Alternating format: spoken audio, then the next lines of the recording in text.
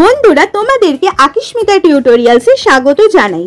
আজ তোমাদের শেখাবো ইনসার্ট দিয়ে কিভাবে trending double photo moving lyrics video তোমরা এডিট করবে। এর জন্য ভিডিওটিকে লাস্ট অবধি অবশ্যই দেখো। চলো ভিডিওটিকে শুরু করা যাক।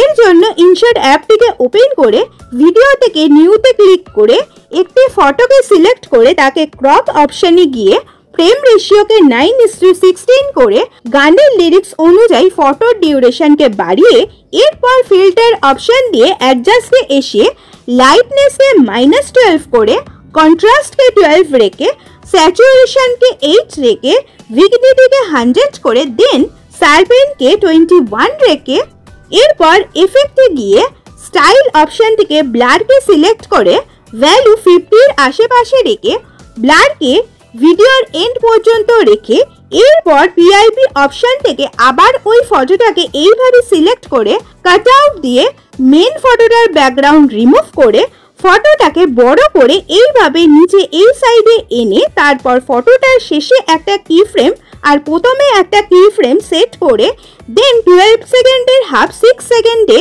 একটা কি ফ্রেম সেট করে এইভাবে ফটোটাকে শেষে নিয়ে গিয়ে তারপর আবার পিআইপি অপশনে গিয়ে এই পিএনজিটাকে নিয়ে ব্লেন্ড অপশন দিয়ে স্ক্রিন সিলেক্ট করে পিএনজিটাকে এইভাবে উপরে সেট করে তারপর আবার পিআইপি অপশনে গিয়ে আগে থেকে এনে রাখা এই ব্ল্যাক স্ক্রিন ভিডিওটাকে এনে ব্লেন্ড অপশন থেকে স্ক্রিন সিলেক্ট করে এইভাবে লিরিক্স দিয়ে তারপর আবার পিআইপি অপশনে গিয়ে এই বাটারফ্লাই ভিডিওটাকে সিলেক্ট করে ক্রোমাতে এসে গ্রিন স্ক্রিনটাকে রিমুভ করে বাটারফ্লাইটাকে এই জায়গায় এইভাবে সেট করে প্রথম দিয়ে ভিডিওটাকে চালালে তোমরা বুঝতে পারছো যে কি সুন্দরভাবে ভিডিওটা কমপ্লিট হয়েছে।